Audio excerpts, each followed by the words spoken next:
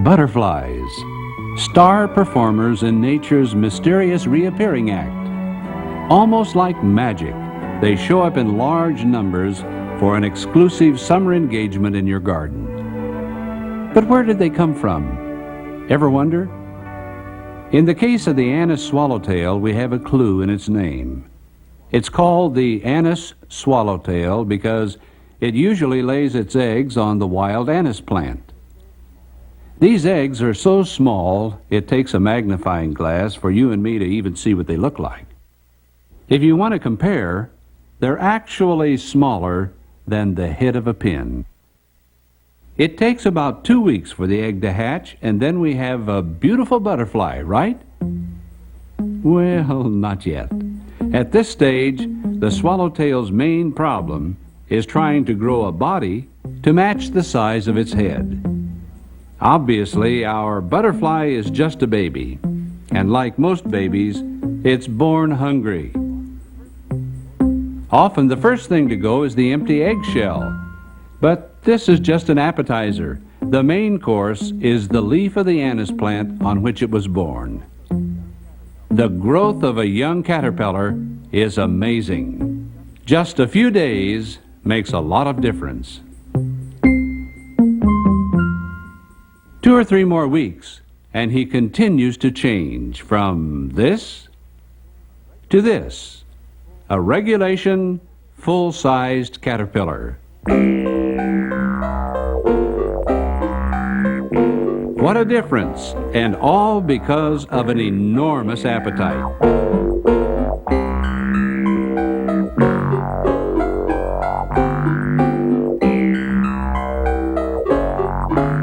A caterpillar is almost all stomach, and keeping that stomach full seems to be its only purpose in life. Ever find yourself eating like a caterpillar?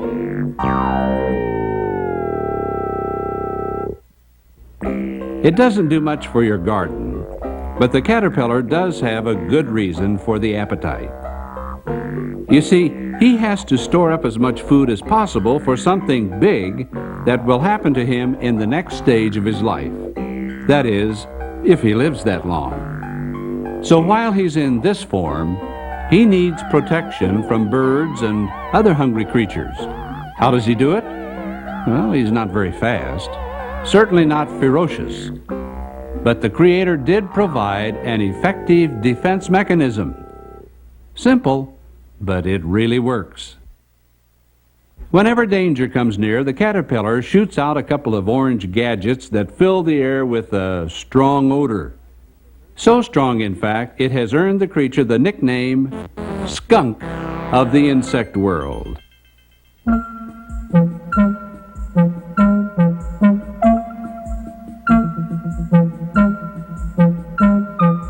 As a caterpillar, he pulls himself along by 8 pairs of legs.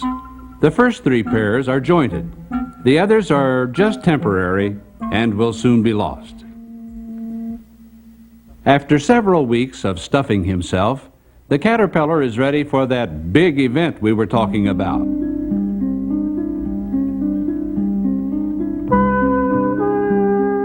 The spinning of a silken loop is an important preparation. Here again we see how the Creator provides for living things. Unknown to the caterpillar, in just a few days, this simple-looking cord will become his life belt. Once finished, the caterpillar performs a neat bit of gymnastics and ducks his head through the loop. He adjusts his life belt one last time and then hangs quietly for several days.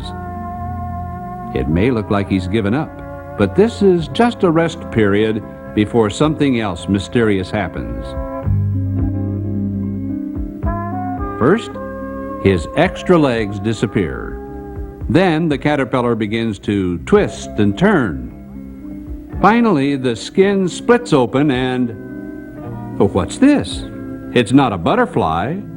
Doesn't even look like a caterpillar. Actually, what you see is called a chrysalis, sort of a dressing room a caterpillar uses while changing into an adult butterfly. As the old skin is shaken off, we have a moment to think about the change. The change from caterpillar to chrysalis. How does he manage it? He's never done it before. He's never even seen another caterpillar do it. And yet, he does exactly the right thing at the right time. How? Well, we could say that it's just an accident. But obviously, it's much more than that. Each and every step has been carefully planned so that many caterpillars will be able to survive from one stage of life to the next. The way these colors blend into the background isn't by chance either. It's deliberate camouflage, part of the survival system. The caterpillars forming these chrysalids are all of the same type, the anise swallowtail. They all ate the same food, lived under identical conditions, except for one difference. They were placed on different colored sticks just before entering the chrysalis stage. At first, an emerging chrysalis may not bear any resemblance to its environment. Yet almost immediately, there's a color change that matches perfectly with the surroundings. This camouflage is the only protection the insect has during the 2 weeks it hangs quietly, waiting for its day of freedom. When that day finally arrives, there's a few moments of jerking and twisting again, and then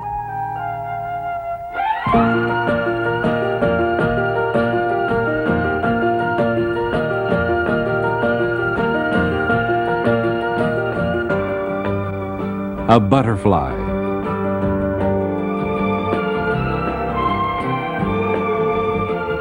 Tiny tubes within the wings are being filled, some with blood, some with air, some with a special liquid that will soon cement, giving rigidity and strength to the butterfly's wings.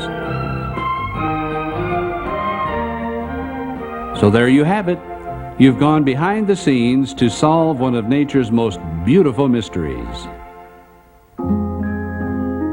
You've seen what happens when the Creator's plan is followed every step of the way without fail.